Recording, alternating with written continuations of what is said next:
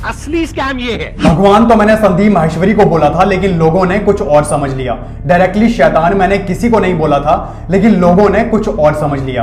बात तो मैंने की थी सही और गलत की, लेकिन लोगों ने कुछ और समझ लिया। कमेंट में गाली बकने से पहले यह जरूर देखना कि मैं बताना क्या चाहता हूं, क्योंकि फैसला करने से पहले दलील एक की नहीं दोनों की सुनी जाती है। विवेक बिंद्रा जिनका वक्त और लोग दोनों उनके खिलाफ हो चुके हैं और बिना लीगली प्रूफ हुए लोगों ने उन्हें फ्रॉड बोलना शुरू कर दिया। बिंद्रा जी का बिजनेस मॉडल जिसे स्कैम बोला जा रहा है, क्या वो हर्षित मेहता स्कैम से भी बड़ा है? और ऐसा कौन सा एमबीए है जो साला 10 दिन में होता है? आज जो मैं बात करूंगा वो आपको थोड़ी नहीं थोड़ी ज्यादा कड़वी लग सकती है, लेकिन क्या करें, सच कड़वा होता है। सारे यूट्यूबर्स विवेक बिंद्रा के अगेंस्ट वीडियो बना रहे हैं और संदीप जी को भगवान बता रहे हैं, लेकिन क्या इसमें संदीप जी का कोई प्लान तो नहीं? ये कंट्रोवर्सी कितनी भी लंबी क्यों ना चले, लेकिन किसी को भी उसका पैसा लीगली रिफंड नहीं मिलने वाला, क्योंकि हैशटैग की वायरलिटी देख के अगर कानून फैसला करता तो देश की सत्ता और बड़ी बड़ी कुर्सियों पे ये सोशल मीडिया क्रिएटर्स बैठे होते, हमारे लीडर्स ने। मेरा ये वीडियो एक चैलेंज होगा उन सब यूट्यूबर्स के लिए जिन्होंने सच्चाई और फैक्ट्स की जगह मेजॉरिटी के साथ चलने का फैसला किया। ये वीडियो उनको खटक सकता है जिनकी आंखों पे ना दिखने वाली पट्टी लगी है,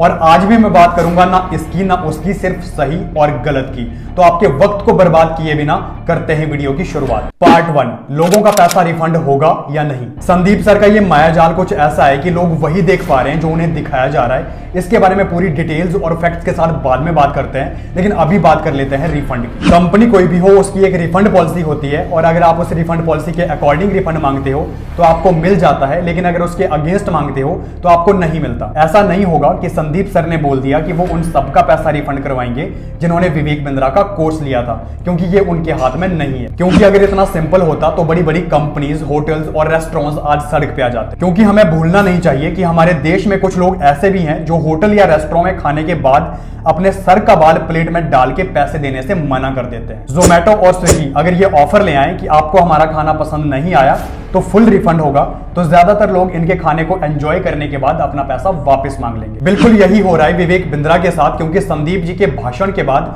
लोगों को एक होप मिली है रिफंड की, इसलिए लोग बढ़ चढ़ के इस कंट्रोवर्सी में पार्ट ले रहे हैं, फिर चाहे बिंद्रा जी के कोर्स से उनका फायदा ही क्यों ना हुआ हो। लेकिन बड़ा बिजनेस की रिफंड पॉलिसी के अकॉर्डिंग अगर आपने कोई एडवांस पैसा दिया है और 30 दिन के अंदर आप रिफंड मांगते हो तो रिफंड हो जाएगा, लेकिन अगर उसके बाद मांगते हो तो कोई रिफंड नहीं होगा और आपका एडवांस पैसा किसी दूसरे कोर्स में एडजस्ट हो जाएगा। और इनकी फुल रिफंड पॉलिसी के अकॉर्डिंग अगर आपने कोई कोर्स लिया है और इनवॉइसिंग के 5 दिन के अंदर अगर आप रिफंड मांगते हो तो आपका पूरा पैसा वापस होगा, लेकिन 5 दिन के बाद मांगते हो तो कोई रिफंड नहीं होगा, आप सिर्फ कोर्स एक्सचेंज करवा सकते हो। बात करें अगर 100% मनी बैक गारंटी की, तो उसके लिए भी विवेक बिंद्रा ने ऑन कैमरा स्टेटमेंट दिया था कि अगर आप 10 घंटे 100 दिन तक लगातार काम करते हो तो आप महीने का 10 लाख कमा सकते हो, लेकिन अगर आप नहीं कमा पाते तो आपका पूरा पैसा वापस हो जाएगा। 10 घंटा 100 दिन 10 लाख रुपए महीना। अगर आप ये कर रहे हैं 10 घंटा रोज 100 दिन के लिए तो 10 लाख रुपए महीना, और आप बोलते हैं 10 लाख छोड़ो मैं कुछ नहीं कमा पाता,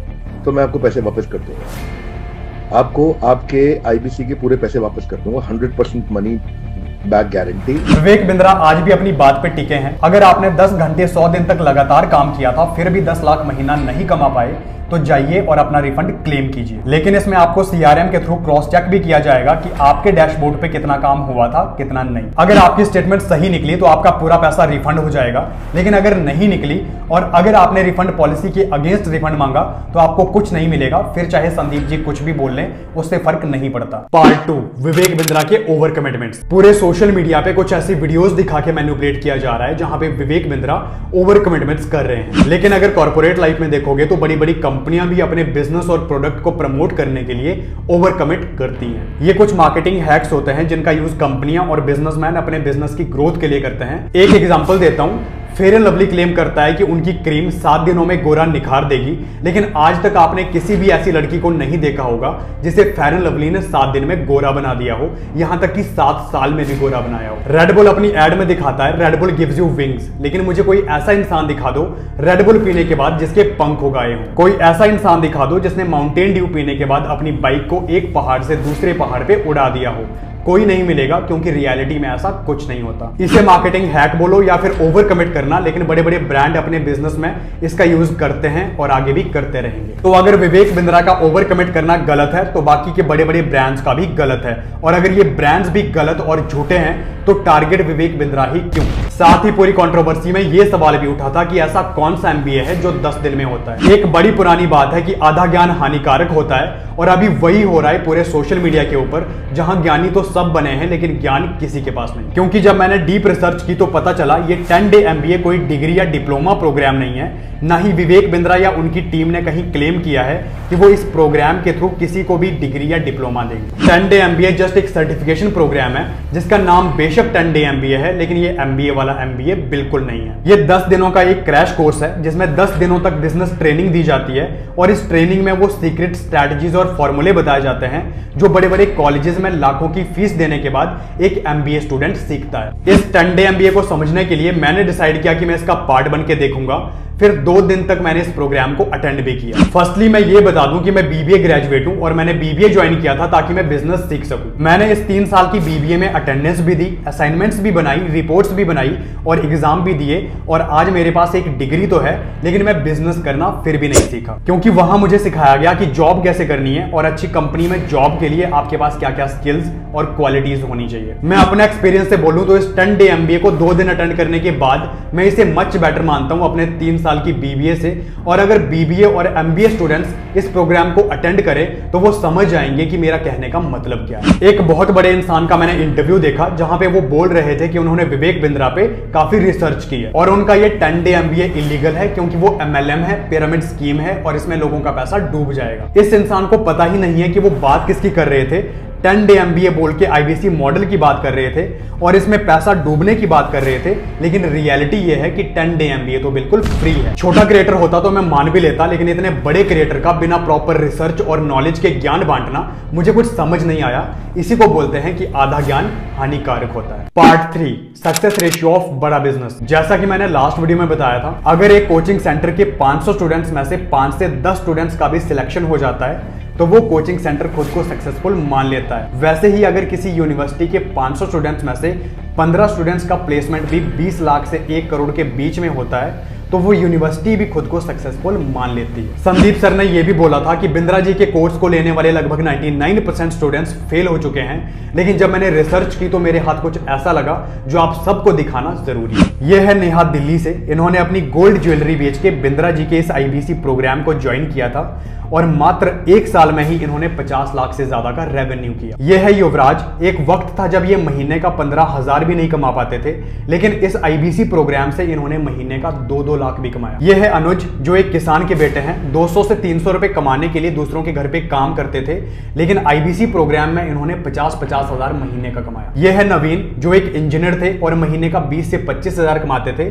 लेकिन बिंद्रा जी के इस आईबीसी प्रोग्राम से इन्होंने महीने का 1-1 लाख भी कमाया। राजेंद्र एक ऐसी झोंपड़पट्टी में रहते थे जहां पे लाइट भी नहीं थी और ये केवल 10वीं पास है, लेकिन इस आईबीसी मॉडल से इन्होंने खुद को टोटली ट्रांसफॉर्म कर लिया है, फाइनेंशियल लेवल पे भी, स्किल वाइज भी और पर्सनालिटी वाइज भी। लास्ट और सबसे इंटरेस्टिंग प्रांशु रंजन, जिन्होंने आईबीसी प्रोग्राम के लिए अपना कॉलेज ड्रॉप किया और इसी बड़ा बिजनेस से इन्होंने अपना बिजनेस 25 करोड़ का बनाया। बिंद्रा जी के इस प्रोग्राम से इनको इतनी शोहरत मिली कि इंडिया के बड़े बड़े न्यूज चैनल्स ने इनका इंटरव्यू तक किया है। ऐसे सैकड़ों हजारों एग्जाम्पल्स है जिन्होंने इस आईबीसी प्रोग्राम से पैसा तो कमाया ही, साथ में बहुत कुछ सीखा भी, लेकिन संदीप सर ने दिखाए सिर्फ 4 लोग, और वो भी क्यों दिखाए आगे वो भी बताता हूं। संदीप सर ने यह भी बोला था कि उनकी 20,000 की इमेज जो कंपनियां खरीदती हैं उनका टर्नओवर हजारों करोड़ का होता है और उस इमेज से उन कंपनियों का भी फायदा होता है और संदीप सर का भी। और बिंद्रा जी का कोर्स स्टूडेंट्स और गरीब लोग खरीदते हैं जिससे उनका पैसा डूब जाता है। लेकिन यहां पे थोड़ा डीप सोचो तो किसी भी कंपनी या प्रोडक्ट का सेटिस्फैक्शन रेशियो 100% नहीं होता। एक एग्जांपल देता हूं, किसी को कोक पीना पसंद है तो किसी को माजा, किसी को मैगी खाना पसंद है तो किसी को यिप्पी, किसी को कोलगेट पसंद है तो किसी को पतंजलि, किसी को अमेजोन से शॉपिंग करना पसंद है तो किसी को फ्लिपकार्ट से। मान लो मैंने कोलगेट ट्राई किया लेकिन मेरा उससे कोई बेनिफिट नहीं हुआ और मुझे वो पसंद नहीं आया, लेकिन इसका मतलब ये नहीं कि कोलगेट में कोई कमी है, क्योंकि बहुत से लोग ऐसे भी होंगे जिनको कोलगेट अच्छा भी लगता होगा और उससे उनको फायदा भी होता होगा। सिमिलरली जिन कंपनियों ने संदीप सर की वो 20,000 की फोटो खरीदी होगी, वो सारी कंपनियां उस फोटो और उसके प्राइस से सेटिस्फाई हैं ऐसा हो ही नहीं सकता, लेकिन संदीप सर इस बात को खुल के नहीं बोलेंगे। वैसे ही विवेक बिंद्रा के 50,000 के कोर्स से सबका फायदा हुआ हो ऐसा हो नहीं सकता, लेकिन सबका घाटा हुआ हो ऐसा भी नहीं हो सकता, क्योंकि रेशियो तो हर जगह निकलता है। बात नीड की भी होती है, जिसको जिसकी जरूरत होगी वो वही खरीदेगा। जैसे बड़ी बड़ी कंपनियों को जरूरत थी संदीप सर की इमेज की, तो वो उन्हें खरीदेंगे, लेकिन वो बिंद्रा जी का कोर्स नहीं खरीदेंगे, क्योंकि उन्हें नहीं सीखना कि बिजनेस कैसे करते हैं, उन्हें नहीं सीखना कि सोलोप्रेन्योर से एंटरप्रेन्योर कैसे बनते हैं, क्योंकि वो खुद हजारों करोड़ की कंपनी है, इसलिए उन्हें कोर्स की जरूरत नहीं है। लेकिन जिनको सीखना है कि सोलोप्रेन्योर से एंटरप्रेन्योर कैसे बनते हैं, बिजनेस कैसे बनाते हैं और पैसा कैसे कमाते हैं, वो लोग इनका कोर्स खरीदेंगे, क्योंकि ये कोर्स उनकी नीड के अकॉर्डिंग बने हैं, फिर चाहे वो स्टूडेंट हो या फिर रिक्शे वाला। इससे कुछ को अच्छे रिजल्ट मिलेंगे और कुछ को नहीं, क्योंकि रेशियो तो यहां भी निकलेगा। लेकिन अब सवाल यह भी आता है कि संदीप सर ने विवेक बिंद्रा को टारगेट क्यों किया। पार्ट 4, संदीप माहेश्वरी का मायाजाल। इस पॉइंट को समझने के लिए आपको बिल्कुल न्यूट्रल माइंडसेट रखना पड़ेगा, तभी आप समझ पाओगे। अगर आपने रामायण देखी या सुनी है तो उसमें रावण का बेटा मेघनाथ एक ऐसा मायाजाल बिछाता था जिसमें उसका दुश्मन वही देखता था जो वो दिखाता था। उसके मायाजाल के बाहर ना उसका दुश्मन सोच सकता था और ना ही देख सकता था। उसी मायाजाल में फंसा के भगवान लक्ष्मण को घायल किया गया था। सेम वैसे ही मायाजाल में संदीप माहेश्वरी ने सभी लोगों और यूट्यूबर्स को फंसा के रखा है, जिसके बाहर ना ही कोई सोच रहा है ना ही देख रहा है। और अगले कुछ मिनटों में मैं इस बात को प्रूव कर दूंगा। फर्स्ट एंगल, संदीप सर के शो पे जो लोग आते हैं वो उन्हीं के फैंस होते हैं, उन्हीं के भक्त होते हैं और उन्हीं को फॉलो करते हैं। यह बात संदीप सर अच्छे से जानते हैं, तो उन्हें यह भी पता था कि अगर मैं बोलूंगा सही तो वो लोग इसे सही मानेंगे और बोलूंगा गलत तो लोग इसे गलत मानेंगे। फिर संदीप सर ने अपने भक्तों से एक सवाल पूछा कि इस पूरी कंट्रोवर्सी में कौन सही है, तो आगे से जवाब आया सर आप। और उस वीडियो को YouTube पे करोड़ों लोगों ने देखा और वहां से एक इल्यूजन क्रिएट हुआ कि ज्यादातर लोग संदीप सर के साथ हैं। लेकिन थोड़ा ये सोच के देखो कि अगर ये सेम सवाल विवेक बिंद्रा के इवेंट में उनके शो पे उनके फैंस से पूछते तो क्या जवाब आता।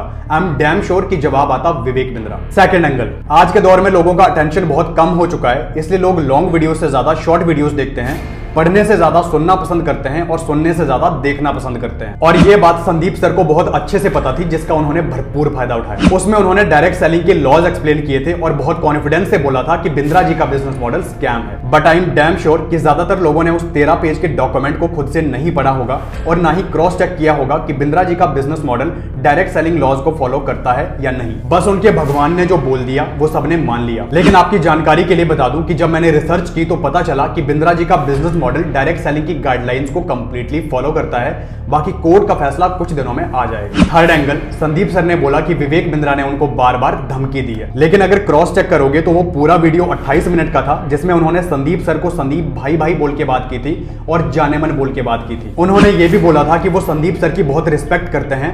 विवेक सर ने जो भी बात की थी बहुत पॉजिटिव वे में की थी। बिंद्रा जी ने जस्ट 1 से 2 बार बोला था कि अब देखो मैं 6 से 7 दिनों में क्या करता हूं, क्योंकि उनके पास संदीप जी के कुछ ऐसे राज थे जिनको एक्सपोज करने की उन्होंने बात की थी। लेकिन संदीप जी ठहरे पक्के खिलाड़ी। उन्होंने उस 28 मिनट की वीडियो में से एक ऐसी लाइन उठाई जो बिंद्रा जी के अगेंस्ट यूज हो सकती थी, क्योंकि वो जानते थे कि अगर वो अच्छी बातें भी उठाएंगे तो ये पूरा एजेंडा उल्टा भी पड़ सकता है। Part 5, lack of transparency. मुझे इस पूरी कंट्रोवर्सी में एक बात अभी तक समझ नहीं आई कि संदीप सर अगर इतने अच्छे और सच्चे हैं तो उन्होंने पूरी ट्रांसपेरेंसी क्यों नहीं रखी, क्यों बातों को घुमाया गया। पहली बात, बिग स्कैम एक्सपोज्ड के नाम से जिस वीडियो को हम सबने देखा, उस पूरे सेशन में विवेक बिंद्रा की तारीफ भी हुई थी। उस तारीफ वाले पार्ट को क्यों हटाया गया? विवेक बिंद्रा की 28 मिनट की रिप्लाई वीडियो में से एक लाइन को ही क्यों दिखाया गया? बाकी की अच्छी बातों को क्यों छुपाया गया? बिंद्रा जी के मनी बैक गारंटी के वीडियोस तो दिखाए गए, लेकिन उसके साथ साथ बड़ा बिजनेस की रिफंड पॉलिसी क्यों नहीं बताई गई? संदीप सर ने यह भी बोला था कि ये पैसा 18 से 19 साल के बच्चों का है,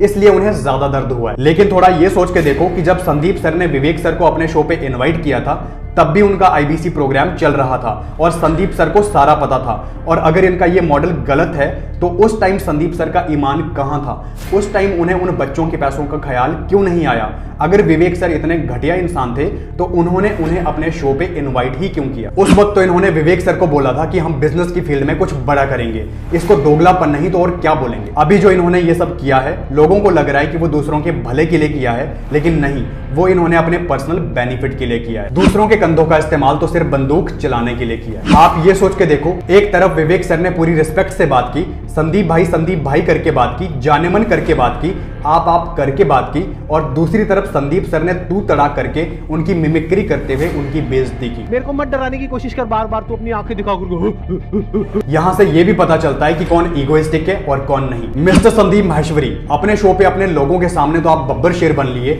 और कर ली विवेक सर की बेइज्जती, जो कि कोई भी कर सकता है। लेकिन जब विवेक सर ने आपको ओपन चैलेंज किया था कि आपकी जगह आपके लोग जो बात करनी है खुल के करो, तब तो आपकी हवा टाइट हो गई और अकेले में आप शेर बनते हो। अब सवाल यह भी है कि संदीप माहेश्वरी ऐसा करेंगे क्यों। पार्ट 6, संदीप माहेश्वरी का दोगलापन। संदीप सर का जो मेन बिजनेस है वो है इमेजेस बाजार, जहां से वो पैसा कमाते हैं, लेकिन एआई की वजह से इस इंडस्ट्री में भी फॉल आने वाला है और ये बात वो जानते थे। तब इन्होंने प्लान बनाया कि क्यों ना कोचिंग इंडस्ट्री में अपने पैर रखूं, क्योंकि इनका फैन बेस भी अच्छा है और लोग इनको सुनना भी पसंद करते हैं। तो इनको लगा कि यहां पे जाना इनके लिए आसान होगा। इसके लिए इन्होंने दो तरह से ट्राई किया। पहला, यूट्यूब पे बिजनेस मास्टरी सीरीज चला के, ताकि लोग इन्हें बिजनेस एक्सपर्ट समझे, लेकिन वो नहीं चली। दूसरा, टाइम ऑफ इंडिया के फ्रंट पेज पे अपने पेड सेशन की एड चला के, जहां वो एक सेशन के 9 से 36 लाख डिमांड कर रहे थे, लेकिन यहां भी इनकी दाल नहीं गली। तब इनको एहसास हुआ कि इंडिया में कोचिंग इंडस्ट्री के बाप हैं विवेक बिंद्रा, और जब तक इनको रास्ते से नहीं हटाया जाएगा तब तक इनकी एंट्री इस इंडस्ट्री में नहीं होगी। लेकिन सीधी उंगली से तो ये काम होना नहीं था, इसलिए इन्होंने अपनी उंगली टेढ़ी कर ली।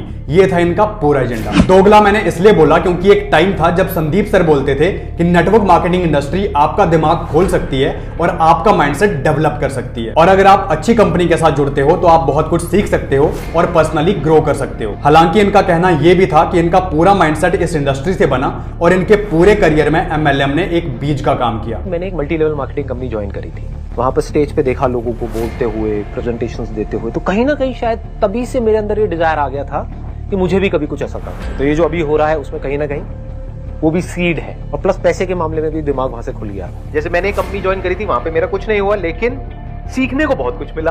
तो आज जो मैं कर रहा हूं उसमें उसका बहुत बड़ा हाथ है। कितने का नुकसान हुआ? 5,000 रुपए का, बट उस 5,000 का आज मुझे कितना बड़ा फायदा हुआ? बहुत बड़ा फायदा हुआ। अगर मैं वहां नहीं जाता तो मेरा दिमाग नहीं खुलता। लेकिन आज जब बात इनके ईगो की है तो ये इस इंडस्ट्री को घटिया बता रहे हैं, इसे दोगलापन नहीं तो और क्या कहेंगे। द फाइनल कंक्लूजन, मैं यही बोलूंगा कि साथ किसी का भी दो, लेकिन उससे पहले डीप रिसर्च करो और खुद से करो, और इस मायाजाल से बाहर निकल के देखो, आपको सच दिखेगा। ये मत देखो कि भीड़ किसका साथ दे रही है, क्योंकि भीड़ हमेशा आसान रास्ता चुनती है और भीड़ में चलना भी आसान होता है, लेकिन यह जरूरी नहीं कि भीड़ सही हो। थोड़ा बाहर निकल के देखो, आपको सच साफ साफ दिखेगा। विवेक बिंद्रा के ऊपर लगे इल्जाम डोमेस्टिक वायलेंस के बारे में मैं इतना ही बोलूंगा कि दूसरों के घर की लड़ाई सबको मजेदार लगती है, चाहे खुद के घर की सुबह तोड़ फोड़ या गाली गलौज से ही क्यों ना होती है। बड़े बूढ़े एक बात बोल गए हैं कि जब मुश्किल वक्त आता है तो वो हर तरफ से आता है और सिखा जाता है कि दोस्त कौन है और दुश्मन कौन। विवेक बिंद्रा के साथ बिल्कुल ऐसा ही हो रहा है। हर्षद मेहता स्कैम, इस वेब सीरीज को देख के ये पता चलता है कि हर्षद ने कोई स्कैम नहीं किया था, उसने बस सिस्टम के लूप होल्स का फायदा उठाया था, लेकिन फिर भी सिस्टम ने उसे कुचल दिया। आई एम डैम श्योर कि इस वेब सीरीज को देख के आपकी भी आंखें भर आई होंगी और आपको लगा होगा कि हर्षद के साथ ऐसा नहीं होना चाहिए था। लेकिन थोड़ा ये सोच के देखो कि जब ये स्कैम हुआ होगा उस टाइम पे मैक्सिमम लोगों ने हर्षद को गलत समझा होगा। आज बेशक लोग सिंपैथी दिखाते हैं, लेकिन उस टाइम हर्षद का साथ किसी ने नहीं दिया होगा। बिल्कुल वैसे ही आज ऐसा ना हो कि डॉक्टर विवेक बिंद्रा के साथ भी यही हो और बाद में सिंपैथी के अलावा कुछ ना बचे। मेरा एक सवाल और है, चलो मान लेते हैं एमएलएम मॉडल गलत है, तो भी विवेक बिंद्रा ही क्यों? उन सभी कंपनियों को टारगेट करो और एक्सपोज करो जो इस मॉडल पे काम करती हैं। उसका तो दम है नहीं, बस पड़ गए हाथ धो के एक ही इंसान के पीछे। और अगर कोर्स बेचना गलत है तो भी विवेक बिंद्रा ही क्यों? उन सब बिजनेस कोचेज और फाइनेंस कोचेज को टारगेट करो जो कोर्स बेचते हैं, जैसे उज्जवल पाटनी, पुष्कर राज ठाकुर, प्रांजल कामरा और ऐसे बहुत से कोचेज जो अपनी वीडियोस के माध्यम से अपने कोर्सेज बेचते हैं। आखिरी बात, मिस्टर संदीप माहेश्वरी जैसे दिखते हैं वैसे बिल्कुल नहीं है, शकुनी की तरह चाल चलते हैं और आप भी बच के रहना, क्योंकि इनके लिए पूरे सिस्टम को मैनिपुलेट करना आसान है।